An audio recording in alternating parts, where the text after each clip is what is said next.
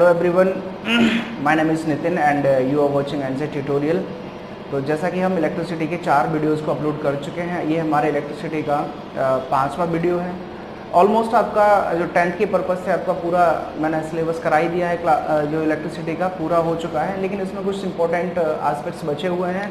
आज हम उनको डिस्कस करेंगे और इसी लेक्चर में हम जो भी एनसीईआरटी की जो बुक में जो भी क्वेश्चंस दे रखे हैं, टेक्स्ट क्वेश्चंस दे रखे हैं जो बीच में पेजेस में दिए होते हैं, आज हम उनको डिस्कस करेंगे। एंड देन अगले वीडियो में हम एनसीईआरटी का पूरा एक्सरसाइज को डिस्कस करेंगे। उसके बाद हम कुछ एडवांस क्वेश्चन को इस सीरीज़ में, यानी कि इलेक्ट्रिसिटी की सीरीज़ को, उसमें हम आगे डिस्कस करेंगे। ठीक है, तो कुछ इससे पिछले वीडियो में हमने पढ़ा था heating effect of electric current, तो उसके कुछ एस्पेक्ट्स हैं, इनको हम डिस्कस करते हैं। तो मैंने आपको लिख रखा है कि some aspects of heating effect of current.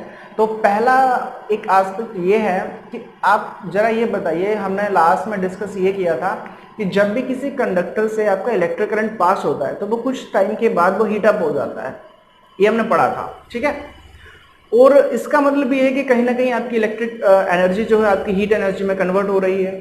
तो क्वेश्चन मेरा ये है कि ये मैंने छोटा सा डायग्राम बनाया हुआ है, आपकी इलेक्ट्रिक हीटर है और ये कनेक्टिंग वायर है और ये सोर्स है। सोर्स से हमने कनेक्ट किया, ये कनेक्टिंग वायर कंडक्टर होगा ऑब्वियसली, और इसका जो फिलामेंट है वो नाइक्रोम का बना होता है। ठीक है, ये आपका फिलामेंट है, ये नाइक्रोम से बनता है। ओके, तो क्वेश्चन ये है कि ये सोर्स से जब कनेक्ट किया जाता है और ये भी कंडक्टिंग वायर है और ये भी आपका नाइक्रोम जो है कंडक्टिंग वायर है, तो आपका यही हीटअप क्यों होता है? जबकि करंट तो इससे भी पास हो रहा है ना, ये आपका जो कनेक्टिंग वायर है करंट तो इससे भी पास हो रहा है, तो ये भी हीटअप होना चाहिए और हीटअप होने के मेल्ट होके बेकार हो जाना चाहिए, है ना। लेकिन ऐसा क्यों नहीं होता? ये हीटअप क्यों नहीं होता और यही हीटअप क्यों होता है? ठीक है, तो ये हमारा क्वेश्चन है। ठीक है, तो हम बताते हैं, इसको डिस्कस करते हैं। ऐसा इसलिए होता है, देखिए जरा, जब ये सोर्स से जब भी हमने इसको कनेक्ट किया तो यहाँ से ये कंडक्टिंग वायर है आपके इस फिलामेंट से जुड़ा हुआ है, तो इसमें आपका करंट पास होगा, और जब भी करंट पास होता है तो हीटिंग इफेक्ट ये कहता है कि कुछ समय बाद ये हीटअप हो जाता है। ठीक है, हीटअप होने के बाद इतना ज्यादा हीटअप हो जाना चाहिए कि इसका जो इंसुलेटर कवर है वो आपका मेल्ट हो जाना चाहिए, है ना, फ्यूज हो जाएगा। लेकिन ऐसा नहीं होता। ऐसा क्यों नहीं होता है, चलो हम उसको डिस्कस करते हैं। ठीक है, तो जरा ये बताइए, हमने लास्ट में डिस्कस किया था H equals to I square R T, ये हमारा इक्वेशन था। ठीक है, ये हीट प्रोड्यूस आई जो कि आपका कंडक्टिंग वायर में करंट प्रोड्यूस हो फ्लो हो रहा है, आर उस कंडक्टिंग वायर का रेजिस्टेंस, एंड टी किस टाइम के लिए आपका करंट उसमें फ्लो हो रहा है, तब उसमें जो हीट प्रोड्यूस होगी वो इस इक्वेशन से हम उसमें फाइंड कर सकते हैं। ठीक है, तो देखिए जरा, यहां पर जो नाइक्रोम वायर है, नाइक्रोम, और ये मान लिया हमने कॉपर, तो आपका यहां पर आप देख पा रहे होंगे जो हीट जो क्रिएट होती है वो directly proportional to the resistance of that wire. ठीक है ना, तो यहां पर नाइक्रोम जो है आपका नाइक्रोम वायर है उसका रेजिस्टेंस बहुत ज्यादा होता है in comparison to the copper wire, है ना। जब इस कॉपर का रेजिस्टेंस कम होगा तो उतनी हीट क्रिएट नहीं होगी, और इसका नाइक्रोम का जो रेजिस्टेंस ज्यादा होता है, ज्यादा होने की वजह से इस नाइक्रोम वायर में आपका हीट ज्यादा क्रिएट होता है। तो यही रीजन है आपका कि कॉपर वायर का जो भी कनेक्टिंग वायर होता है कंडक्टर, ठीक है, उसका आपका रेजिस्टेंस जो होता है in comparison to nichrome wire बहुत कम होता है, इसलिए उसमें जो हीट जो होती है वो नेग्लिजिबल होती है, और इसका रेजिस्टेंस ज्यादा होने की वजह से इसमें ज्यादा अमाउंट में हीट क्रिएट होती है। इस वजह से ये आपका मेल्ट नहीं होता है, यानी कि ये आपका ज्यादा हीटअप नहीं होता है और आपका नाइक्रोम वायर हीटअप हो जाता है क्योंकि उसका रेजिस्टेंस ज्यादा होता है। ठीक है, तो ये आपका कुछ एस्पेक्ट था। ठीक है, अगला हम बात करते हैं फ्यूज वायर की। ओके, तो नेक्स्ट हम डिस्कस करते हैं फ्यूज वायर के बारे में। फ्यूज वायर क्या होता है? देखिए, fuse wire actually it is generally prepared from, जो फ्यूज वायर होता है generally prepared tin plus lead का एलॉय होता है। जो आपका फ्यूज वायर होता है वो टिन और लेड के मिक्सचर से बना होता है। इसमें टिन जो रहता है आपका 63% और बाद बाकी लेड रहता है 37%।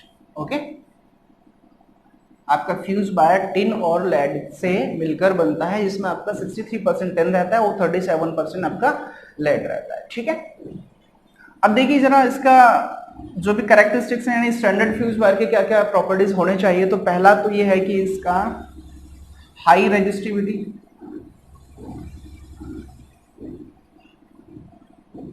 यानी कि फ्यूज वायर की रेजिस्टिविटी हाई होनी चाहिए, लो मेल्टिंग पॉइंट, और तीसरा है आपका suitable current rating, suitable current rating. Okay, तो ये आपका जो फ्यूज वायर है उसके कैरेक्टरिस्टिक्स, यानी कि फ्यूज वायर जो होगा उसका रेजिस्टिविटी हाई होनी चाहिए, मेल्टिंग पॉइंट लो होना चाहिए, ठीक है, और सूटेबल करंट रेटिंग होनी चाहिए। इसका मतलब ये है कि जब भी ये किसी सर्किट में जुड़ा हो तो उस सर्किट में कितना करंट फ्लो हो रहा है उसी के सूटेबल होना चाहिए फ्यूज वायर, यानी कि 2 एम्पियर का फ्यूज वायर अलग होना चाहिए, 5 एम्पियर का फ्यूज वायर अलग होना चाहिए, ठीक है। अगर इसका यूज हम क्यों करते हैं, और सबसे पहली बात आपको यह ध्यान रखना है कि जब भी आपको फ्यूज वायर को किसी सर्किट में कनेक्ट करना है तो यह हमेशा सीरीज में ही जुड़ेगा। ओके, आपको फ्यूज वायर को सीरीज में कनेक्ट करना है। और इसका यूसेज क्या है, देखिए जब सडनली क्या होता है कि अगर आपका करंट जो है इंक्रीज हो रहा है, ठीक है, एकदम सडनली आपका करंट एकदम बढ़ गया, ठीक है, तो बढ़ने से क्या होगा, जो फ्यूज वायर होगा वो आपका मेल्ट अवे हो जाएगा और वहां से सर्किट आपका ब्रेक हो जाएगा, ठीक है। सर्किट ब्रेक होने से उस पूरे सर्किट में क्या होगा, फिर आपका करंट फ्लो नहीं होगा। इससे होगा क्या, आपकी जो भी आपने डिवाइस को इंस्टॉल किया है उस सर्किट में, वो डिवाइस आपकी फ्यूज या फिर बेकार होने से बच जाएंगे, ठीक है। एक छोटा सा आपका खर्चा, यानी कि चीप वायर आपका बहुत ज्यादा कॉस्टली डिवाइस को बचाने के लिए काम में आ सकता है, ठीक है, इसलिए हम फ्यूज वायर का हम यूज करते हैं, ठीक है। जब भी इसमें करंट इलेक्ट्रिसिटी फ्लो होता है, एकदम सडनली आपका करंट इंक्रीज हो जाता है, सडनली करंट इंक्रीज होने से क्या होगा, आपका जो फ्यूज वायर है उसका टेम्परेचर बढ़ जाता है, और टेम्परेचर बढ़ने से ये आपका बीच में ही टूट जाता है, और ब्रेक होने से पूरा सर्किट ही आपका ब्रेक हो जाता है, जिससे आपकी जो कॉस्टली इंस्टॉलेशन आपने जो कर रखा था सर्किट में वो आपका बेकार होने से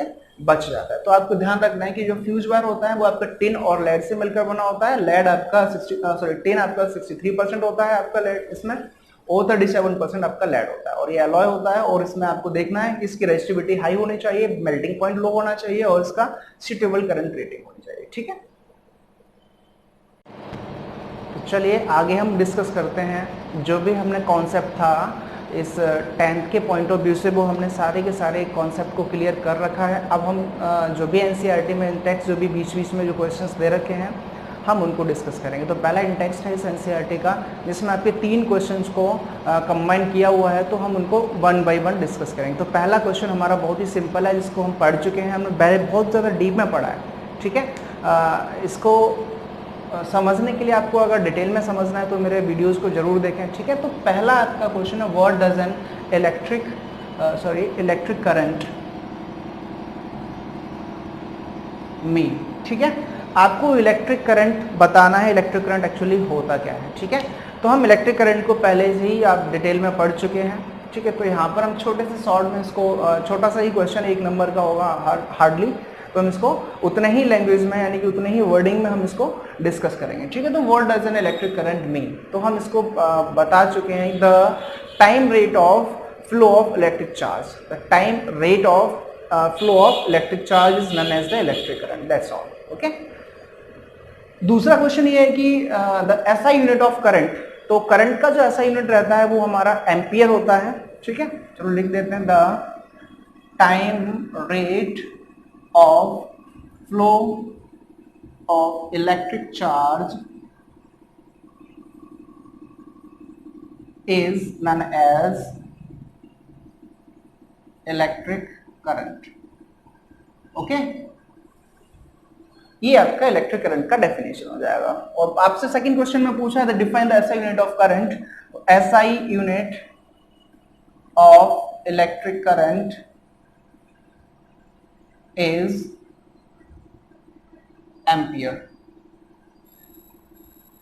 ओके। इसको हम कैपिटल ए से भी रिप्रेजेंट करते हैं, ओके। चलिए हम इससे रिलेटेड और भी क्वेश्चंस को डिस्कस कर लेते हैं। अगर आपको करंट को मेजर करना है तो उसका डिवाइस का नाम क्या होगा, तो उस डिवाइस का नाम क्या होता है, एम्पियर अमीटर। करंट को मेजर करने के लिए आपका अमीटर का यूज करना पड़ता है, ओके।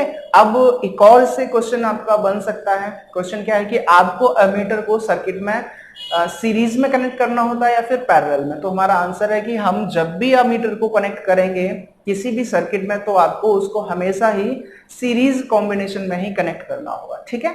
और आई होप कि आपको ये दोनों ही क्वेश्चन समझ आए होंगे, सिंपल है, कोई दिक्कत नहीं है। अगला है तीसरा क्वेश्चन, अच्छा क्वेश्चन है, थोड़ा सा न्यूमेरिकल क्वेश्चन है, चलो इसको डिस्कस करते हैं। Calculate the number of electrons constituting 1 coulomb of charge. तो आपको नंबर ऑफ इलेक्ट्रॉन्स बताने हैं जो आपके रिस्पॉन्सिबल हैं 1 कूलम ऑफ चार्ज को कॉन्स्टिट्यूट करने के लिए, ठीक है। चलो हम बात करते हैं इसके नंबर ऑफ इलेक्ट्रॉन्स के बारे में, ठीक है। इनको मिटा देते हैं।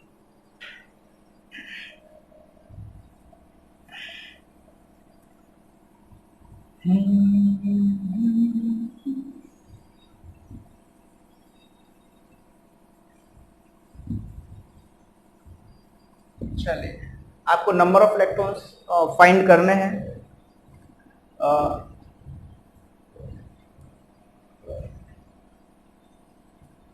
तो आपने एक फॉर्मूला पढ़ा था Q इक्वल्स टू NE।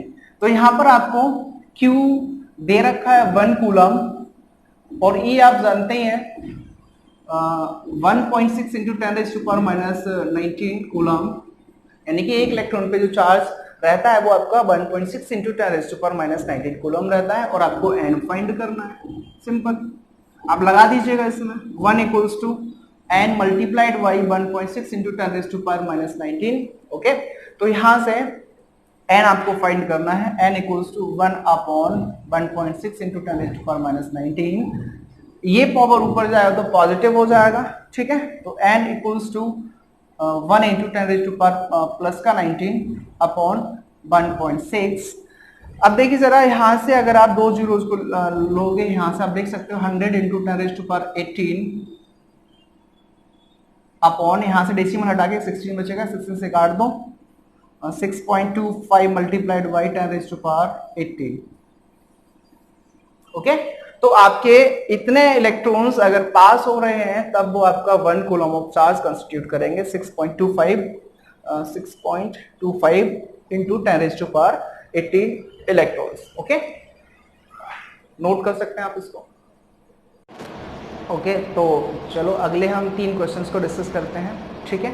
तो पहला क्वेश्चन है name a device that helps to maintain a potential difference across a conductor. तो आपको एक ऐसे डिवाइस का नाम बताना है जो कि कंडक्टर्स के एंड्स पर पोटेंशियल डिफरेंस को मेंटेन करने का काम करता है। ओके, तो मैंने आपको पिछले वीडियोस में ये बता चुका हूँ कि जब भी आपका करंट फ्लो हो रहा है तो इसका मतलब ये है कि उसमें पोटेंशियल डिफरेंस का होना बहुत ज़रूरी है, ठीक है। जब तक पोटेंशियल डिफरेंस नहीं होगा तब तक आपका करंट फ्लो नहीं हो सकता है। जैसा कि हमने एग्जांपल दिया था कि आपका पानी है, यानी कि एक पाइप है, जैसे कि ये मान लिया हमने एक वाटर पाइप हो गया, जब तक इसके एल्टीट्यूड में डिफरेंस नहीं होगा तब तक इसमें आपका वाटर फ्लो नहीं हो सकता, ठीक है।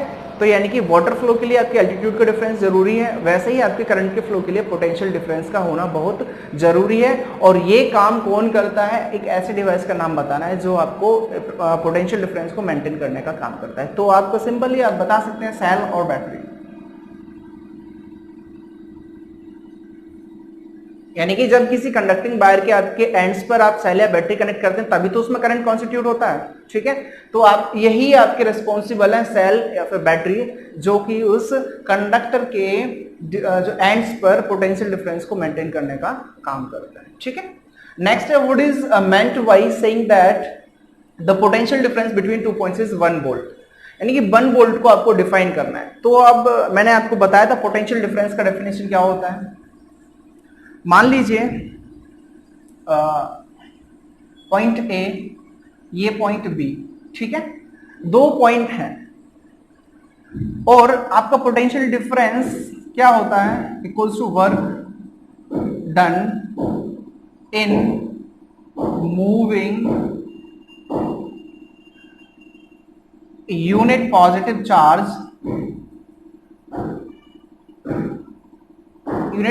Charge from 1 point to another point। तो ये सिंपल डेफिनेशन है पोटेंशियल डिफरेंस का। कि अगर आपको किसी यूनिट पॉजिटिव चार्ज को एक पॉइंट से अगर दूसरे पॉइंट पर ले जाने में जो भी आपको वर्क करना पड़ रहा है वही आपको पोटेंशियल डिफरेंस के इक्वल रहता है। ठीक है, तो पोटेंशियल डिफरेंस आपका 1 वोल्ट कब होगा? ठीक है, हम इसको मैथमेटिकली रिप्रेजेंट करते हैं। Potential difference equals to work done upon charge, या फिर आप लिख सकते हैं V equals to W upon Q। और यहां पर आपका जो पोटेंशियल डिफरेंस भी है ये 1 वोल्ट कब होगा? When W equals to 1 joule and Q equals to 1 coulomb. तो यहां पर आप देख सकते हैं equals to 1 volt. Potential difference across the end of a conductor and of resistance is 1 volt. कब? आप यहां से डिफाइन कर सकते हो when 1 joule of work is done in moving a unit positive charge from one point to another point, the work done is equal to 1 volt। Okay, तो यहां से सिंपली आप समझ सकते हैं कि जब भी आपको 1 कूलम ऑफ चार्ज को किसी एक पॉइंट से दूसरे पॉइंट पर ले जाने में अगर आपको 1 जूल ऑफ वर्क करना पड़ रहा है, तब आपने जो वर्क किया वही आपका 1 वोल्ट के पोटेंशियल डिफरेंस के इक्वल रहता है। ठीक है, आई होप कि आपको ये समझ आया। वो सेम आपका थर्ड क्वेश्चन भी आपका इसी कॉन्सेप्ट पर बेस है। आपको पूछा है how much energy is given to each coulomb of charge passing through a 6 volt of battery. ठीक है, तो आपको यहां पर ये बताना है कि आपको कितनी एनर्जी की जरूरत पड़ेगी ईच कूलम ऑफ चार्ज को जो कि आपका 6 वोल्ट बैटरी से पास हो सके। ठीक है, तो यहां पर आपका जो एनर्जी है ना, energy is given to each coulomb of charge is equal to the work done in moving it. ठीक है, जो भी आपने एनर्जी उस चार्ज को दिया था वो क्या था? कुछ और नहीं बल्कि वो वर्क ही था जो कि आपने उसको मूव कराने के लिए आपने किया था। ठीक है, तो यहां से आप देख सकते हैं सिंपली आपको बताना क्या है, हाउ मच एनर्जी, यानी कि आपको W फाइंड करना है, यानी कि एनर्जी आपका equal to work done in moving it. ठीक है, तो आपको W फाइंड करना है, W इक्वल्स टू VQ। यहां से आप निकाल सकते हैं W equals to V multiplied by Q। V आपको पता है 6 वोल्ट, Q आपको पता है ईच कूलम यानी 1 कूलम। तो यहां से आप लिख सकते हैं 6 multiplied by 1 equals to 6 joule. तो आपको 6 जूल ऑफ एनर्जी की आपको जरूरत पड़ेगी ईच कूलम ऑफ चार्ज को 6 वोल्ट बैटरी से पास कराने के लिए। आई होप कि आपको ये समझ आया होगा, आप इसको नोट कर सकते हैं। ठीक है, चलिए अगले क्वेश्चंस को हम डिस्कस करते हैं। ठीक है, अगर आपके पास एनसीईआरटी बुक है तो आप उनमें क्वेश्चंस को देख सकते हैं, अगर नहीं है तो आप इसका स्क्रीनशॉट ले सकते हैं, उसके बाद आप अपनी कॉपी पे नोट डाउन कर सकते हैं। अभी क्या है कि अभी जो नए स्टूडेंट्स क्लास 10th में आए, हो सकता है कि सबके पास बुक्स अवेलेबल ना हो, तो इसलिए मैंने क्वेश्चंस को लिख रखा है। ठीक है, अगर आपके पास बुक है तो अच्छी बात है, सारे के सारे क्वेश्चंस आपको एनसीईआरटी में मिल जाएंगे। अगर नहीं है तो आप इसका स्क्रीनशॉट लेके अपनी नोटबुक में आप इसको नोट डाउन कर सकते हैं। ठीक है, तो पहला क्वेश्चन है कि on what factors the resistance of a conductor depends. ठीक है, तो हम इसको रेजिस्टेंस को हम डिटेल में पढ़ चुके हैं। ठीक है, आपका जो रेजिस्टेंस है आपकी कंडक्टिंग वायर के किन किन प्रॉपर्टीज पर, किन किन फैक्टर्स पर डिपेंड करता है, हम उनको डिस्कस करते हैं। ठीक है, तो हम रिकॉल करते हैं रेजिस्टेंस का formula R equals to rho L upon A। तो आपने ये तो पढ़ा ही होगा, आपको शायद याद हो, आपने मेरे वीडियोस को देखा है तो आपको पक्के अच्छे से याद होगा। ठीक है, अगर आपने नहीं देखा तो आप इसको दोबारा से डिटेल में देख सकते हैं, मैंने रेजिस्टेंस को पूरा डिटेल में क्लियर किया हुआ है। ठीक है, तो हम इसके रेजिस्टेंस के फॉर्मूला को ही देखते हैं, R equals to rho L upon A। Rho यहाँ पर क्या है?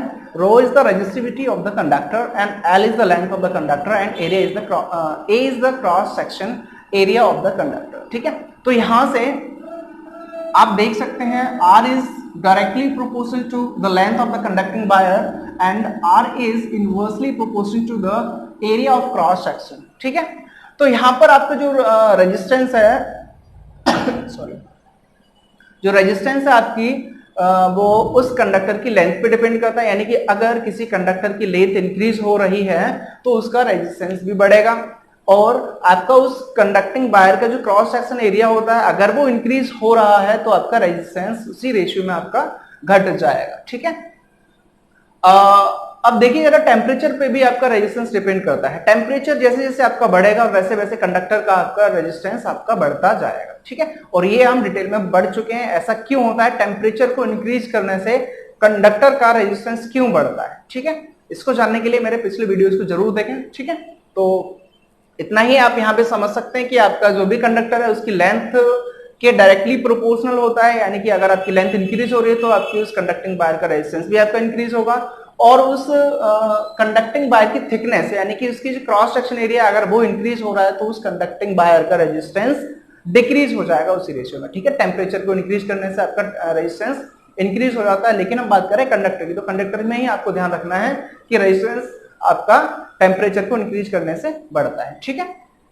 अगला क्वेश्चन है, will current flow more easily through a thick wire और a thin wire of the same material, ठीक है। मटेरियल सेम, इसका मतलब यहाँ पे रो जो आपका कांस्टेंट है दोनों ही मटेरियल के लिए, एक वायर आपका थिक है और एक वायर आपका थिन है, एक पतला है और एक मोटा है, तो आपको बताना है कि वो सेम सोर्स से कनेक्ट किए हुए हैं, ठीक है। सोर्स भी आपका चेंज नहीं हो रहा है, सोर्स भी आपका सेम है, तो आपको बताना है will current the flow more easily, तो आपको बताना है कौन से वाले कंडक्टर में, थिक वाले में या थिन वाले में, किस में आपका करंट इजीली फ्लो होगा और ऐसा क्यों। तो आप बता सकते हैं जो थिक वायर है उसमें आपका करंट इजीली फ्लो होगा, ऐसा क्यों, क्योंकि थिक वायर का जो क्रॉस सेक्शन एरिया होता है, रीजन हम बता रहे हैं, वाई का रीजन क्या है, यानी कि थिक वायर का जो क्रॉस सेक्शन एरिया होता है वो ज्यादा होता है, और आप जानते हैं कि क्रॉस सेक्शन एरिया अगर ज्यादा होगा तो उसका रेजिस्टेंस कम होगा, और अगर रेजिस्टेंस कम है तो उसमें करंट इजीली फ्लो हो सकता है, ठीक है। आई होप कि आपको ये समझ आएगा, यानी कि तो आपका आंसर क्या है, थिक वायर से आपका करंट इजीली फ्लो हो सकता है क्योंकि उसका क्रॉस सेक्शन एरिया ज्यादा होता है, अगर क्रॉस सेक्शन एरिया ज्यादा है तो उसका रेजिस्टेंस कम, और रेजिस्टेंस कम होने की वजह से आसानी से आपका करंट फ्लो हो सकता है, ठीक है।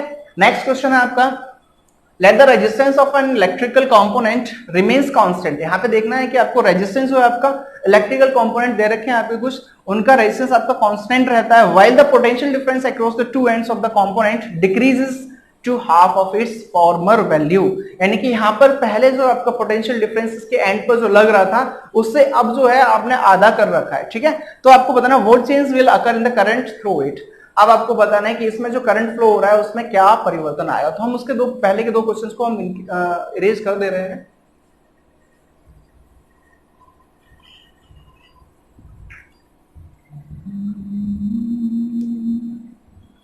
ओके, तो इस क्वेश्चन का हम देखते हैं, we know that Ohm's law हम पढ़ चुके हैं, V equals to I R, okay, ये हमारा ओम्स लॉ है, हम इसको डिस्कस कर चुके हैं। क्या हम इस इक्वेशन को रीराइट कर सकते हैं, I equals to V upon R, okay, I equals to V upon R. यहां पर देखिए जरा, जो भी कंपोनेंट है यहां पर R तो कांस्टेंट है, तो आप क्या इसको लिख सकते हैं, I is directly proportional to V, ठीक है ना। अब देखो जरा यहां पर जो पोटेंशियल डिफरेंस पहले V था, अब उसका कितना हो रहा है, आधा हो रहा है, ठीक है। पोटेंशियल डिफरेंस कितना हो रहा है, तो हम इसको मान लेते हैं V dash equals to V/2, है ना। तो आप यहां लगा सकते हैं, अब जो करंट फ्लो होगा वो मान लिया हमने I डैश है, तो I dash equals to V dash upon R, okay. यहां से तो V डैश की वैल्यू पुट कर सकते हैं यहां पर, तो कितना हो जाएगा, I dash equals to V/2 upon R, I dash equals to V upon R multiplied by 1/2, दो नीचे आ जाए तो आप इसको लिख सकते हैं क्या, I लिख सकते हैं, ठीक है। तो यहां पे आप लिख सकते हैं I dash equals to I/2। तो यहां से आपको क्लियर हो पा रहा होगा कि आपके जो फॉर्मर करंट था उसका हाफ हो जाएगा, अगर हम उसके अक्रॉस जो पोटेंशियल डिफरेंस को आधा कर रहे हैं तो हमारा करंट भी आधा ही हो जाएगा, ठीक है। सिंपली आप देख सकते हैं, क्योंकि यहाँ पे जो डायरेक्टली प्रोपोर्शनल है, जिस रेशियो में आपका पोटेंशियल डिफरेंस बढ़ेगा उसी रेशियो में आपका करंट भी इंक्रीज होगा। अगर ये डबल हो रहा है तो आपका करंट भी, आपका अमाउंट डबल हो जाएगा, अगर ये हाफ हो रहा है तो करंट भी आपका अमाउंट हाफ हो जाएगा, 1/3 है तो ये भी आपका 1/3 हो जाएगा। आपका ये क्लियर हो गया होगा आपको, ठीक है।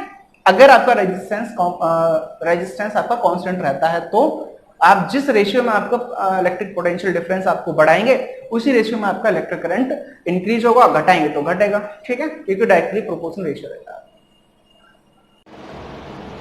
चलिए नेक्स्ट क्वेश्चन को देखते हैं। क्वेश्चन हमारा ये है कि why are the coils of electric toasters and electric irons made of an alloy rather than a pure metal, है ना।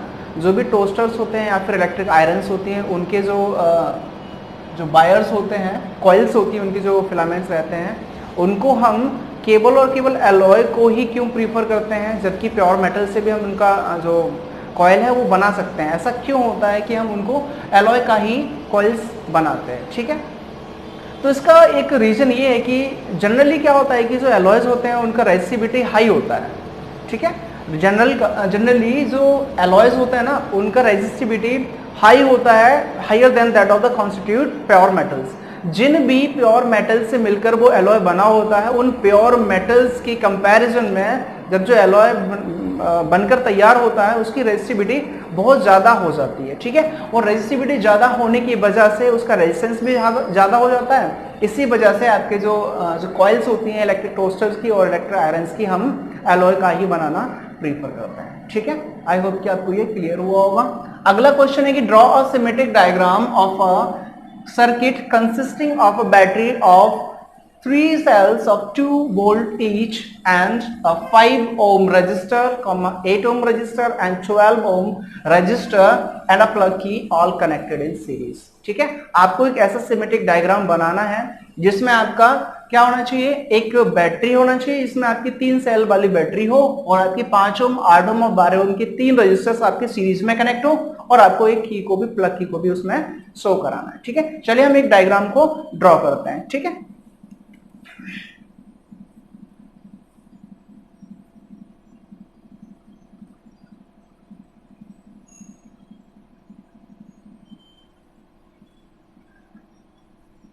ओके, देखिए जरा, ये बैटरी है आपकी 1 2 3 3 सेल की बैटरी है और एक सेल जो है 2 वोल्ट का है, तो यानी कि आपका जो वोल्ट इसका जो पोटेंशियल डिफरेंस हो जाएगा अक्रॉस इट्स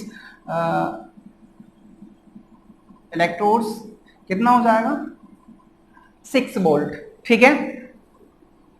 अब देखो जरा, आपको रजिस्टर्स को भी कनेक्ट करना है, सीरीज में होने चाहिए,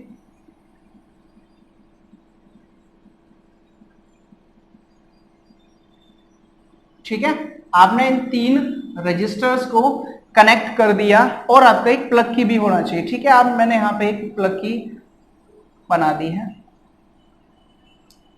this is the direction of electric current flowing this circuit, ठीक है। तो यहां पर हम इनको पॉइंट आउट कर देते हैं। ये आपका 5 ओम रजिस्टर है और ये आपका 8 ओम रजिस्टर है, ये आपका 12 ओम रजिस्टर, ठीक है। तो ये इस क्वेश्चन का आंसर हो गया सिंपली, यानी कि आपको एक सिमेट्रिक डायग्राम ड्रॉ करना था, एक सर्किट आपको फॉर्म करना था जिसमें आपका एक बैटरी होनी चाहिए, इसमें कि आपके 3 सेल होने चाहिए, ठीक है। हमने कर दिया, एक सेल, दूसरा और तीसरा, ठीक है। ओके, तो इस तरह से हमने एक बैटरी बना ली और एक प्लग की ये हो गया, ठीक है। और आपके तीनों ही रजिस्टर्स आपके सीरीज में कनेक्ट है। देखिए सीरीज में ही है सारे के सारे, जो भी आपने जो डिवाइसेस में इंस्टॉल किए हुए हैं सारे के सारे सीरीज में है, ठीक है। अब इसमें एक और नेक्स्ट क्वेश्चन है इसमें कि आपको इसी सर्किट डायग्राम में एक अमीटर को कनेक्ट करना है, ठीक है। और अमीटर को कनेक्ट करने के बाद आपको एक वोल्ट मीटर, यानी कि आपको यहां पे पोटेंशियल डिफरेंस फाइंड करना है अक्रॉस 12 वोल्ट। यानी कि अगला क्वेश्चन ये है कि आपने अमीटर को लगाया, अमीटर आप जानते हो कि सीरीज में लगता है, ठीक है। ओके, अमीटर लगा दिया और एक जो है वोल्ट मीटर आपका इसके अक्रॉस लगा हुआ है 12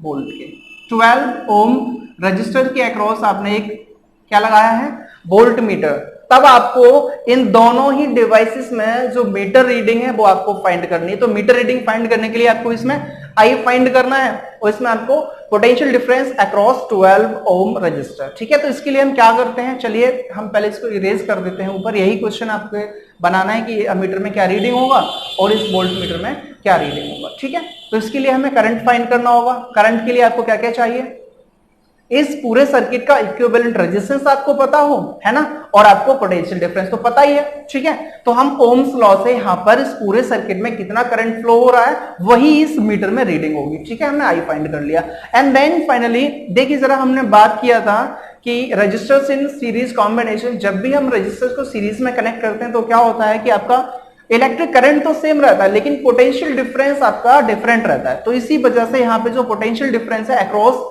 12 ओम वो आपको फाइंड करना है, ठीक है। चलिए देखते हैं।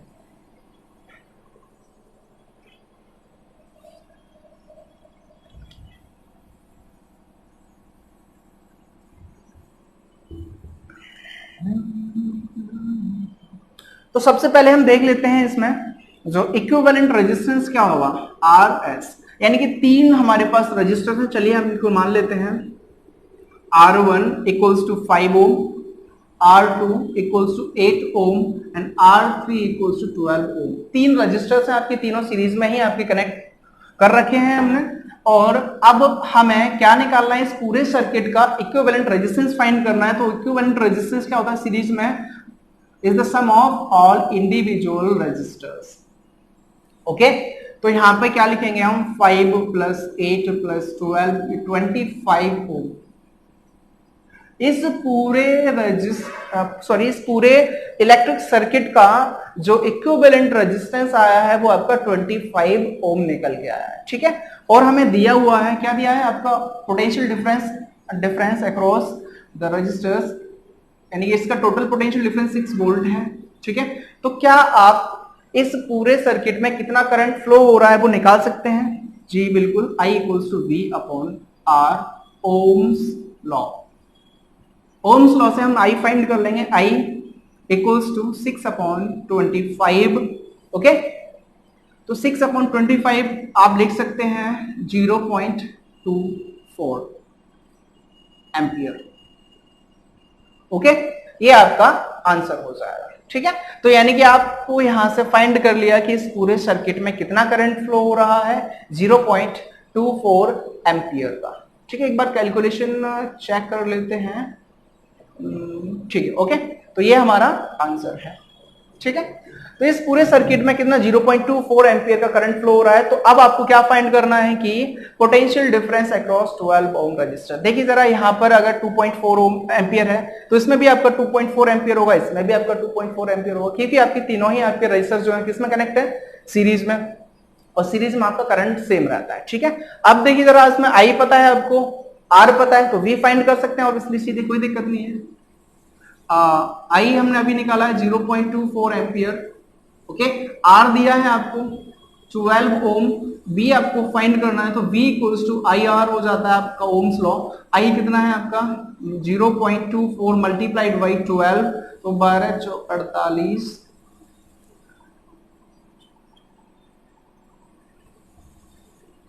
तो आपका आंसर कितना हो जाएगा 2.88 वोल्ट। यानी कि आपने जो पोटेंशियल डिफरेंस निकाला है अक्रॉस 12 ओम रजिस्टर वो कितना होगा 2.88 वोल्ट। ठीक है, कैलकुलेशन पर। ठीक है, तो ये आपका आंसर है। आई होप कि आपको ये क्लियर हुआ होगा। अगर आपको ये क्वेश्चन समझ नहीं आया है तो आप इस वीडियो को रिवाइंड करके दोबारा देख सकते हैं और वीडियो को पॉज करके आप इसको पूरा नोट कर सकते हैं। बहुत अच्छा क्वेश्चन है, इसमें 2-3 कॉन्सेप्ट आपके क्लियर हो पाए होंगे। ठीक है, हमने जो भी हमने पढ़ा था रजिस्टर्स एंड सीरीज कॉम्बिनेशन, उस पर बेस हम कुछ क्वेश्चंस को करेंगे, तो ये बहुत अच्छा क्वेश्चन था इस पे बेस। ठीक है, तो बढ़ते हैं हम अपने अगले क्वेश्चन की तरफ। तो चलिए, अगला क्वेश्चन है हमारा, just the equivalent resistance when the resistors are connected in parallel. यानी कि अगर आपको पहला है आपका 1 ओम एंड 10⁻⁶ ओम, अगर इन दो रजिस्टर्स को आप पैरेलल में कनेक्ट करेंगे तो इनका इक्विवेलेंट रेजिस्टेंस कितना होगा। अगर आप 3 रजिस्टर्स जो कि आपके दे रखे 1 ओम 10⁻³ ओम एंड 10⁻⁶ ओम, अगर आप इनको पैरेलल में कनेक्ट करेंगे तो उनका इक्विवेलेंट रेजिस्टेंस कितना होएगा। ठीक है, तो चलिए पहला देखते हैं हम। देखिए क्या दे रखा है, रेजिस्टेंस कनेक्टेड इन पैरेलल। तो पैरेलल के लिए जो इक्विवेलेंट रेजिस्टेंस रहता है वो हमारा क्या होता है 1/R, P equals to 1/R1 plus 1/R2 and so on 1/Rn। Okay, ठीक है, तो यहां पर देखो जरा, 2 रजिस्टर्स दे रखे हैं, इसको हमने R1 मान लिया और इसको हमने R2 मान लिया, तो इसका इक्विवेलेंट रेजिस्टेंस कितना होगा 1/R, P equals to 1/1 plus 1/10⁻⁶। ठीक है, जब इसको सॉल्व करेंगे तो कितना हो जाएगा, ये 1 से 1 1 प्लस 10⁻⁻⁶। ओके, तो ये आपका इक्विवेलेंट रेजिस्टेंस हो जाएगा, राइट। जब भी आप इनको कनेक्ट करोगे किसमें, पैरेलल में जब आप इनको कनेक्ट करोगे तो आपका equivalent resistance, wait a minute, आपने इसको लिख दिया 1 प्लस 10⁻⁻⁶।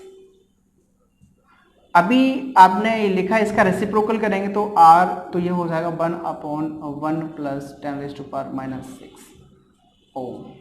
ओके, तो ये इसका इक्विवेलेंट रेजिस्टेंस हो जाएगा। आप इसको फर्दर भी सॉल्व कर सकते हैं, इसको आप लिख सकते हैं 0.006, यानी इक्विवेलेंट आपका 1 के ही अप्रॉक्स रहेगा, तो आप इसको लिख सकते हैं 1 ओम। ओके, देखिए जरा यहां पर आप क्या करेंगे, इसको आप लिख सकते हैं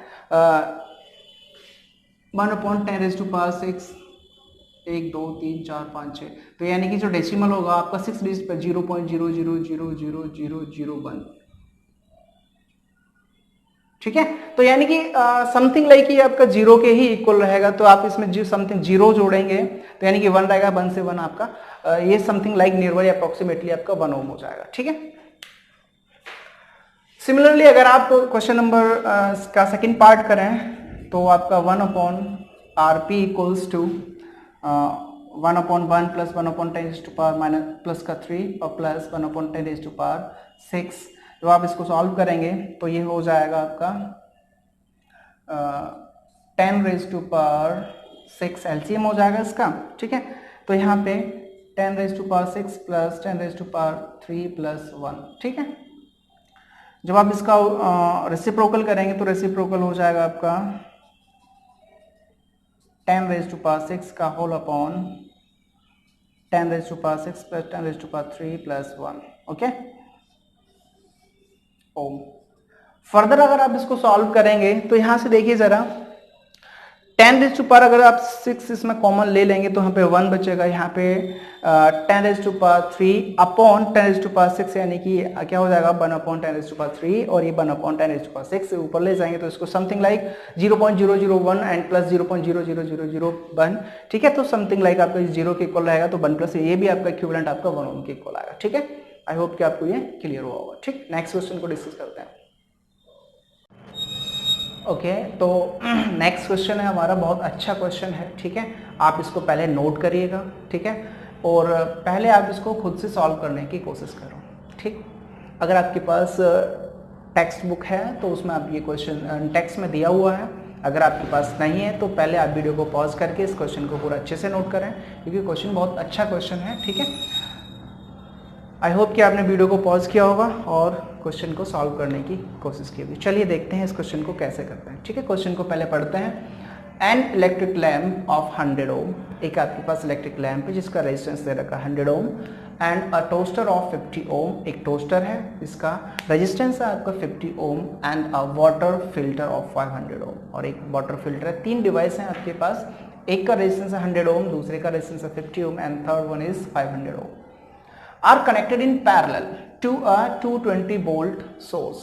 ठीक है, आपने तीनों को पैरेलल में कनेक्ट किया हुआ है और आपका जो मेन सोर्स दे रखा है 220 वोल्ट का दे रखा है। ठीक है, what is the resistance of N electric iron, आपके पास एक चौथा डिवाइस है इलेक्ट्रिक आयरन जो कि दे रखा है connected to the same source. अगर हम उस चौथे डिवाइस को सेम सोर्स यानी 220 वोल्ट के सोर्स से कनेक्ट करते हैं to the same source that takes as much as current all three appliance, जो कि अकेले उतना करंट ड्रॉ करती है जितना कि तीनों ही आपके डिवाइसेस एक साथ लेते हैं। ठीक है, and what is the current through it, और आपको बताना है जो आपकी इलेक्ट्रिक आयरन है इसमें कितना करंट फ्लो हो रहा है। ठीक है, तो बहुत अच्छा क्वेश्चन है। तो सबसे पहले हम ये देखते हैं कि आपके पास जो 3 डिवाइस दे रखे हैं उनका इक्विवेलेंट रेजिस्टेंस क्या होगा जब इन तीनों को हम किसमें पैरेलल में कनेक्ट करते हैं। ठीक है, तो देख लेते हैं। चलो, तो हम मान लेते हैं जो आपका इलेक्ट्रिक लैंप है इसका रेजिस्टेंस R1 है 100 ओम, और जो इलेक्ट्रिक टोस्टर है उसका रेजिस्टेंस हमने मान लिया R2 जो कि आपका 50 ओम के इक्वल दे रखा है, एंड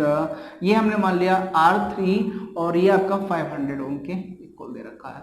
आपको पता है कि जब भी हम 3 रेजिस्टर्स को या मोर देन 3 रेजिस्टर्स को पैरेलल में जोड़ते हैं तो उनका इक्विवेलेंट रेजिस्टेंस किस तरह से हम फाइंड करते हैं, 1/RP equals to 1/R1 plus 1/R2 plus 1/R3। Okay, तो यहां से हम इस पूरे सर्किट का क्या निकाल लेंगे, इक्विवेलेंट रेजिस्टेंस निकाल लेंगे जब हम इनको पैरेलल में कनेक्ट करेंगे। ठीक है, तो इक्विवेलेंट रेजिस्टेंस निकालने के लिए हम इनकी वैल्यू पुट कर देते हैं 1/100 प्लस 1/50 प्लस 1/500। एलसीएम लेंगे हम, तो एलसीएम 500 हो जाएगा, 5 टाइम्स ये 10 टाइम्स ये 1 टाइम्स। ठीक है, तो कितना हो गया ये 16/500। ओके, तो 16/500 ये आपका यहां से देखिए जरा 1/16/500 जब आप इसका रेसिप्रोकल करेंगे तो फिर क्या हो जाएगा 500/16। ठीक है, आप इसको फर्दर सॉल्व कर सकते हैं, 4 से काट दीजिएगा 125/4। ठीक है, और 3 टाइम्स 4, ठीक है, कितना बचा 1, ओके 2.5 ओम। ये आपका इस सारे के सारे तीनों डिवाइस को अगर आप पैरेलल में कनेक्ट करोगे तो आपका इक्विवेलेंट रेजिस्टेंस 31.25 ओम आएगा, ठीक है। अब देखिए जरा, आपको V पता है, R पता है, इक्विवेलेंट रेजिस्टेंस पता है, तो आप ये फाइंड कर सकते हैं इन तीनों ही डिवाइसेस के द्वारा कितना करंट ड्रॉन किया जा रहा है सोर्स से, ठीक है। तो देखिए जरा, ओम्स लॉ से हम जानते हैं V इक्वल्स टू IR, ठीक है। तो देखो V कितना है 220 इक्वल्स टू I कितना दिया हुआ है, आपको फाइंड करना है, R आपने निकाल ही लिया है 31 पॉइंट। आप इसको फ्रैक्शन में ही रहने दें तो ज्यादा बेटर है, कैलकुलेशन इजी हो जाएगी, ठीक है। अब देखिए जरा, यहां से I फाइंड करेंगे 220 मल्टीप्लाइड बाई 4 अपॉन 125, ओके। तो 5 से आप जब इसको काटेंगे तो 5 से 25 टाइम्स कट जाएगा, ठीक है। और ऊपर 5 से 5 4 जा और 5 4 जा, ठीक है।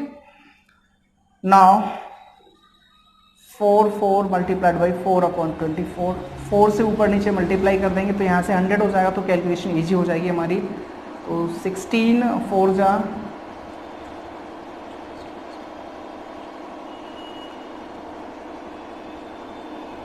Upon 100, I equals to 7.04 ampere, okay. तो आपका जो भी करंट आया है आपका, आई होप कि आपको ये विजिबल नहीं है, थोड़ा नीचे हो गया आई थिंक, चलिए हम ऊपर लिख देते हैं इसको। यहाँ से आपका जो आया 7.04 एम्पियर। तो यही जो करंट है वो इस इलेक्ट्रिक आयरन के द्वारा इस सोर्स से ड्रॉन किया जाएगा, क्योंकि आपका जब तीनों डिवाइस इतना करंट आपका ड्रॉन कर रहे हैं, ठीक है, तो आपका इलेक्ट्रिक आयरन जो है आपने चौथा डिवाइस आपने कनेक्ट किया है, सेम सोर्स से कनेक्ट किया है, तो आपका इतना करंट आपका ये इलेक्ट्रिक आयरन ड्रॉन करेगा। आई होप कि आपको ये समझ आया होगा। अच्छा क्वेश्चन, आप इसको नोट कर सकते हैं, ठीक है। अगर आपको ये क्वेश्चन समझ नहीं आया तो आप वीडियो को दोबारा रिवाइंड करके इसको देख सकते हैं। कैलकुलेशन अपना है, कोई दिक्कत नहीं है, कैलकुलेशन आप जैसे करना चाहो वैसे कर सकते हैं, ठीक है। बस आपको कॉन्सेप्ट अच्छे से पता होना चाहिए, आप किस तरह से आप इसको अप्लाई करते हैं, ठीक है। ओके, तो अगला क्वेश्चन बहुत ही इंपॉर्टेंट क्वेश्चन है और ये कई बार आपके बोर्ड एग्जाम्स में पूछा गया है ना, तो आप इसको अच्छे से समझ सकते हैं, ठीक है। और ये सिंपल भी, हमने इसको बहुत अच्छे से डिटेल में समझाया हुआ है, ठीक है। तो चलिए देखते हैं एडवांटेजेस ऑफ पैरेलल कॉम्बिनेशन, यानी कि जब भी हम रजिस्टर्स को, यानी कि जब भी हम जो भी अप्लायंसेस होते हैं उनको पैरेलल में कनेक्ट करते हैं, उसका एडवांटेजेस क्या रहता है, ठीक है। तो पहला एडवांटेज क्या है, in parallel combination each appliance get full voltage, ठीक है। तो पहला एडवांटेज ये है कि जब भी आप अप्लायंसेस को पैरेलल में कनेक्ट करते हैं तो सारे जितने भी अप्लायंस आपने कनेक्ट किए हैं तो उन सबको अप्लायंसेस को पूरा वोल्टेज मिलता है, क्योंकि आपके पैरेलल कॉम्बिनेशन में आपका वोल्टेज सेम रहता है जितना कि आपने उनके जो भी सोर्स है ना, जैसे 220 वोल्ट का सोर्स है, तो आप जब आप उन अप्लायंसेस को आप पैरेलल में कनेक्ट करेंगे तो हर अप्लायंस में आपका 220 वोल्ट का ही वोल्टेज रहेगा, ठीक है। ये आपका बहुत अच्छा एडवांटेज है। दूसरा एडवांटेज ये है कि अगर आप क्या करते हैं, अगर आप पैरेलल में जुड़े हुए कोई भी अप्लायंस को स्विच ऑफ या ऑन करते हैं तो आपके जो भी और अदर आपके अप्लायंसेस हैं वो आपके अफेक्ट नहीं होते हैं, ठीक है, उनको कोई फर्क ही नहीं पड़ता, ठीक है। अगला आपका एडवांटेज ये है कि आप क्या करते हैं कि जब भी आपको अप्लायंसेस को पैरेलल में कनेक्ट करना होता है तो उनका जो करंट होता है ना, उनके रेजिस्टेंस के अकॉर्डिंग ही आपका डिवाइड हो जाता है। जितनी जरूरत पड़ती है जिस अप्लायंस को करंट ड्रॉ करने की, उतना ही आपका वो सोर्स से उतना करंट आपका ड्रॉ करता है, ठीक है। और आपका लास्ट जो एडवांटेज है वो ये है कि जब भी आप पैरेलल में अप्लायंसेस को कनेक्ट करते हैं तो आप उनको कनेक्ट कर सकते हैं, डिस्कनेक्ट भी करते हैं without affecting the working of other appliances, ठीक है। यानी कि पैरेलल कॉम्बिनेशन में आप डिवाइसेस को ऐड भी कर सकते हैं और आप उनको डिस्कनेक्ट भी कर सकते हैं without affecting the working of the other appliances, ठीक है, जो भी आपके लगे हुए हैं, ठीक है। तो these are the 4 main advantages of parallel combination, ठीक है। चलिए अगले क्वेश्चंस को डिस्कस करते हैं, ठीक है। नेक्स्ट क्वेश्चन है आपका, how can 3 resistors of resistances 2 ohm, 3 ohm and 6 ohm be connected to give a total resistance 4 ohm and 1 ohm, ठीक है। आपको तीन रजिस्टर्स दे रखे हैं, आपको उनको दो तरह से कनेक्ट करना है। तो पहली तरह से आप अगर आप कनेक्ट करना चाहते हो तो उसका जो इक्विवेलेंट रेजिस्टेंस है वो 4 ओम होना चाहिए, और दूसरी तरह से अगर आप उसको कनेक्ट करते हैं तो उसका इक्विवेलेंट रेजिस्टेंस 1 ओम होना चाहिए। ठीक है, तो जरा देखते हैं एक बार।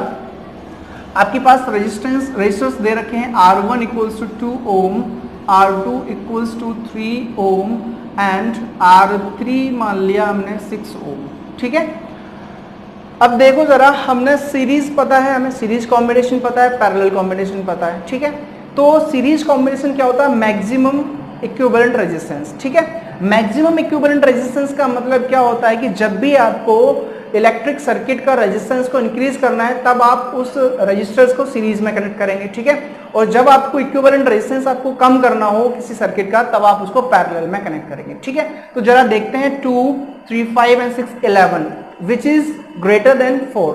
तो इसका मतलब ये है कि आपने इन तीनों रजिस्टर्स को सीरीज में कनेक्ट नहीं किया है। ठीक है, तो सीरीज कॉम्बिनेशन से आप इसका इक्विवेलेंट रेजिस्टेंस 4 ओम नहीं ले सकते हैं। ठीक है, अब हम देखते हैं इसको पैरेलल कॉम्बिनेशन में। पैरेलल में क्या होता है? Minimum equivalent resistance which is less than the individual resistance, यानी कि 2 ओम से कम रहेगा। ठीक है, 2 ओम से भी इसका इक्विवेलेंट रेजिस्टेंस अगर आप इनको पैरेलल में कनेक्ट करेंगे तो 2 ओम से भी कम रहेगा। लीस्ट रेजिस्टेंस आपका कितना है? 2 ओम, और इससे भी आपका कम रहता है इक्विवेलेंट रेजिस्टेंस। मे बी ये आपका सेकंड वाला हो सकता है। ठीक है, चलिए, लेकिन हमें 4 ओम तो नहीं मिला, ना तो सीरीज से मिला ना आपका पैरेलल से मिला। तो क्या कर सकते हैं हम? इसको दोनों सीरीज या पैरेलल दोनों को कंबाइन करके भी तो कर सकते हैं। ठीक है, चलिए चलो देखते हैं। अगर हम इसको 4 ओम आपको करना है, ठीक है, तो 4 ओम आपको करने के लिए क्या करेंगे? देखिए जरा, ये आपका R1 हो गया, तो ये आपका इस तरह से हम कर सकते हैं R2 और R3। ठीक है, अब जरा चेक करके देखते हैं क्या अब इसका इक्विवेलेंट रेजिस्टेंस 4 ओम हो रहा है।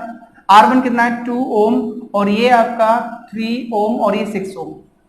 यहां पर देखिए जरा, ये आपका 2 ओम यहां से चलना स्टार्ट किया आपने, 2 ओम रास्ते में पड़ा, यहां से आपके 2 रास्ते हो गए।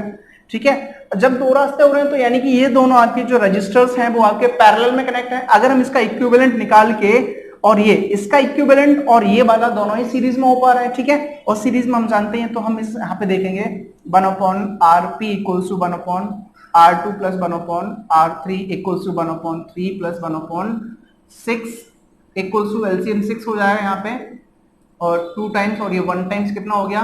3/6। तो यहां से आपका इक्विवेलेंट रेजिस्टेंस आ गया आपका 2 ओम। यानी इस बॉक्स का हमने इक्विवेलेंट रेजिस्टेंस निकाल लिया, कितना है आपका? 2 ओम। अब जरा ये बताइए मुझे, R1 एंड RP क्या ये सीरीज में है? ठीक है ना, यानी ये R1 और ये जो हमने इक्विवेलेंट रेजिस्टेंस अभी इस बॉक्स का निकाला है वो कितना है? 2 ओम आया है। क्या R1 और RP जो इसका इक्विवेलेंट रेजिस्टेंस वो सीरीज में हो जाएंगे? ठीक है, तो सीरीज के लिए इनका इक्विवेलेंट रेजिस्टेंस क्या हो जाएगा? 2 ओम ये वाला प्लस 2 ओम यानी कि 4 ओम, और यही हमें फाइंड करना था। तो क्या आया यहां पर? आप 3 रजिस्टर्स को, यानी उसमें R1 को सीरीज में और बाद बाकी R2 और R3 को इनके पैरेलल में अगर आप कनेक्ट करते हैं तो उसका जो कॉम्बिनेशन यानी इक्विवेलेंट रेजिस्टेंस रहता है वो आपका 4 ओम हो जाएगा। तो यानी कि आप यहां से लिख सकते हैं कि R1 एंड R2 और R3 को पैरेलल में, R1 को R2 और R3 के पैरेलल के सीरीज में आप अगर हम इनको कनेक्ट करते हैं तो हमारा इक्विवेलेंट रेजिस्टेंस 4 ओम आता है। ठीक है, ये आपका ए था। अब चेक करते हैं हम 1 ओम कैसे आएगा। चलिए, 1 ओम के लिए अभी हमने देखा था कि मिनिमम इक्विवेलेंट रेजिस्टेंस जब आता है जब आप इसको पैरेलल में कनेक्ट करते हैं। अब तीनों को अगर आप पैरेलल में कनेक्ट करके देखते हैं तो क्या आएगा? देखें जरा, 1/2 प्लस 1/3 प्लस 1/6 एलसीएम 6, ये 3 टाइम्स, ये 2 टाइम्स, ये 1 टाइम्स, कितना होगा? 6/6 1। ठीक है, तो इसका रेसिप्रोकल कितना हो जाएगा? RP equals to 1 Om.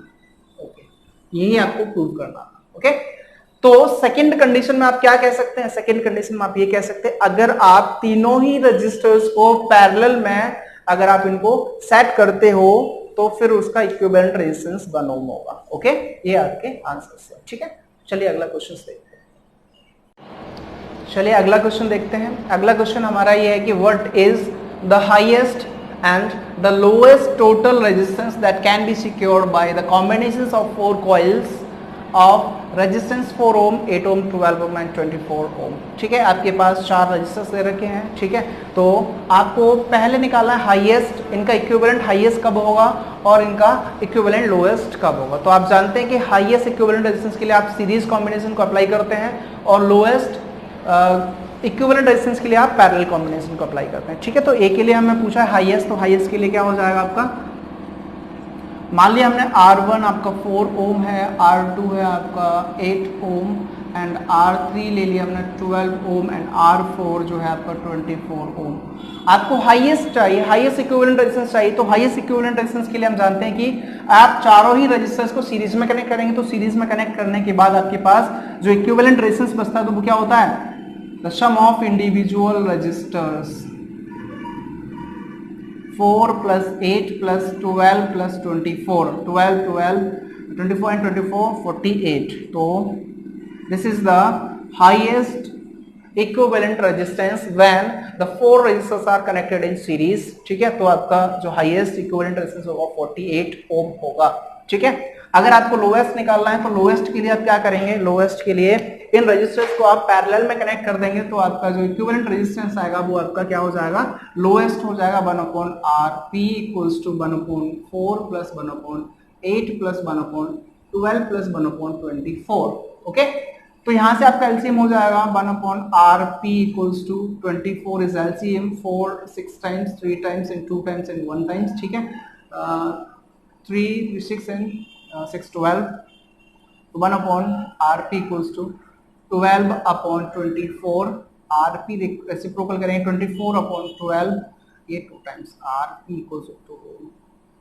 This is the minimum equivalent resistance or we can say the lowest equivalent resistance। ठीक है, तो आपने क्या किया, जब आपको लोएस्ट चाहिए तब आप रेजिस्टर्स को सीरीज पैरेलल में कनेक्ट कर दो, जब आपको हाईएस्ट चाहिए तब उनको सीरीज में कनेक्ट कर दो। आप चेक कर सकते हैं यहाँ पर आपका, जब आपने इन रजिस्टर्स को सीरीज में कनेक्ट किया तो इनका इक्विवेलेंट रेजिस्टेंस 48 ओम आया, जब भी आपने सेम रेजिस्टर्स को पैरेलल में कनेक्ट किया तो इनका इक्विवेलेंट रेजिस्टेंस 2 ओम आया। ठीक है,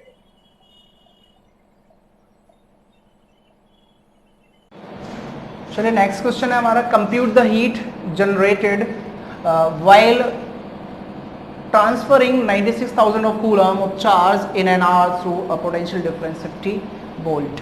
है ना, आपको कितना हीट जनरेट होगा अगर आप 96,000 कूलम ऑफ चार्ज आप 1 घंटे के लिए, पोटेंशियल डिफरेंस 50 वोल्ट, अगर आप किसी कंडक्टर के एंड्स पर पोटेंशियल डिफरेंस 50 वोल्ट है तब कितना हीट जनरेट होगा, आपको ये कैलकुलेट करना है। ठीक है, आपको दिया हुआ है Q equals to 96,000 coulomb, time दे रखा है आपका 1 आवर या फिर 3600 सेकेंड्स। ओके, और V दिया है आपको 50 वोल्ट। आपको H फाइंड करना है, तो यहाँ से आपको क्या कर सकते हैं, जो भी आपका हीट क्रिएट होगा H इक्वल्स टू VIT, आप ये वाला फॉर्मूला इसमें अप्लाई कर सकते हैं। यहाँ से देखिए जरा, H इक्वल्स टू I की जगह आप क्या लगाएंगे, Q/T लिख सकते हैं। Q है आपका 96,000/3600। ठीक है, तो V इंटू I की जगह Q/T multiplied by T, T से T कैंसिल आउट हो जाएगा। V कितना है 50 इंटू Q है आपका 96,000, मल्टीप्लाई करेंगे आप तो 540 एंड 048 जूल, या फिर आप इसको लिख सकते हैं 4.8 इंटू 10⁻⁶। तो इतना आपका हीट क्रिएट होगा, राइट। नेक्स्ट क्वेश्चन है हमारा, an electric iron of resistance 20 ohm takes a current of 5 ampere, calculate the heat developed in 30 second. ठीक है, तो आपको हीट बताना है कितना क्रिएट होगा, तो इसमें क्या क्या दिया हुआ है वो आप लिख सकते हैं। R दिया है इसका 20 ओम एंड I दिया हुआ है आपका 5 एम्पियर, T दिया हुआ है 30 सेकेंड्स। आपको H निकालनी है, H equals to I square RT, ये वाला फॉर्मूला आप लगा सकते हैं, इसमें हम पढ़ चुके हैं इसको। I की वैल्यू कितनी दे रखी है आपका 5 square multiplied by 20 and 30 multiply, okay 25 20 and 30, तो ये कितना हो जाएगा 600 मल्टीप्लाइड बाई ये 150 00। ठीक है, या फिर आप देख सकते हैं H equal to 1.5 into 10⁴ joule, इतना आपका हीट उसमें क्रिएट होगा। ठीक है, हीट इतना डेवलप हो जाएगा, एक बार और चेक कर लेते हैं 600। ठीक है, okay, so this is our right answer.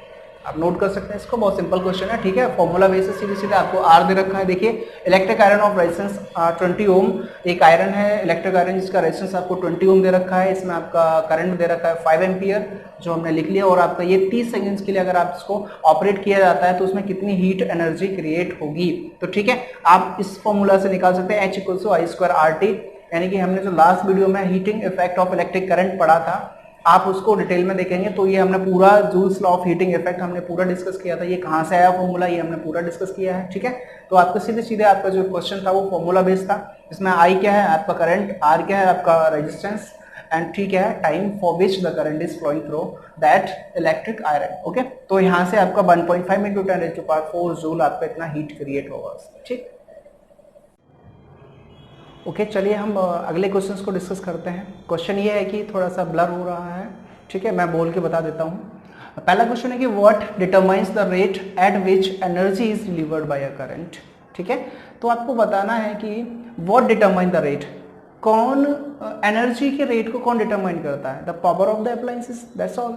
ठीक है, the rate at which energy is delivered bye a current is the power of appliances, simple. ठीक है, पावर ही तो आपका डिफाइन करता है, पावर ही डिटरमाइन करता है rate at which the energy is delivered by the current. ठीक है, तो हमारा आंसर हो गया the power of the appliance. अगला क्वेश्चन है आपका, an electric motor takes 5 ampere from a 220 volt line. ठीक है, determine the power of the motor and the energy consumed in 2 hour. Okay, तो आपको इस इलेक्ट्रिक मोटर का पावर बताना है और कितना एनर्जी कंज्यूम किया 2 घंटे में, वो आपको बताना है। ठीक है, तो यहाँ से आप देख लेते हैं क्या क्या दिया हुआ है। करंट दिया हुआ आपको 5 एम्पियर, V यानी कि इसका जो पोटेंशियल डिफरेंस है, यानी कि जो सोर्स दिया रखा है वो आपका 220 वोल्ट है। ठीक है, तो सबसे पहले हम क्या निकाले थे, इसकी पावर निकाले थे। पावर होता है V इंटू I, तो पावर हो जाएगा 5 मल्टीप्लाई बाई 220 वोल्ट, तो ये हो जाएगा 1100 वाट। तो जो इलेक्ट्रिक मोटर है उसका पावर कितना आ गया 1100 वाट। और आपसे पूछा है कि एनर्जी कितना कंज्यूम किया होगा, तो एनर्जी को हम लिख सकते हैं E equals to P into T. तो P कितना है आपका 1100, और T कितने घंटे के लिए, 2 घंटे के लिए, यानी कि 2 घंटे 2 मल्टीप्लाइड बाई 3600, यानी ऐसा यूनिट में हमें फाइंड करना है। तो E इक्वल्स टू कितना हो जाएगा 7200 मल्टीप्लाइड बाई 1100। ओके, सॉल्व कर लेते हैं। Energy 2 and 7 9 and 40। ओके, तो यहाँ से स्टैंडर्ड फॉर्मेट में लिखेंगे 7.92 मल्टीप्लाइड बाई 10⁶ जूल, यानी कि उस इलेक्ट्रिक मोटर द्वारा 2 घंटे में इतनी एनर्जी कंज्यूम की जाएगी, और उस इलेक्ट्रिक मोटर का जो पावर है वो आपको 1100 वाट का रहेगा। ठीक है, तो इस वीडियो में हमने सारे के सारे NCERT क्वेश्चंस के टेक्स्ट क्वेश्चंस को हमने डिस्कस किया है। ठीक है, आई होप कि आपको ये सारा का सारा पूरा कंटेंट आपको समझ आया होगा। नहीं समझ आया तो आप मेरे कमेंट बॉक्स में आप जो भी क्वेरी है आप उसको डिस्कस कर सकते हैं। ठीक है, जो भी क्वेश्चंस हो आपको इस टॉपिक से रिलेटेड, या फिर जो भी इस लेक्चर से रिलेटेड जो भी आपकी क्वेरी है, जो भी डाउट अगर आपको आ रहा हो, ठीक है, तो आप कमेंट बॉक्स में उनको लिख सकते हैं। ठीक है, मैं आपका तुरंत आपका उसका रिप्लाई कैसे भी कैसे जरूर दूंगा। ठीक है, तो अगर आपको वीडियो अच्छा लगा हो तो इस वीडियो को ज़्यादा से ज़्यादा लाइक करें, शेयर करें, और subscribe my YouTube channel. That's all for today. Okay, bye bye.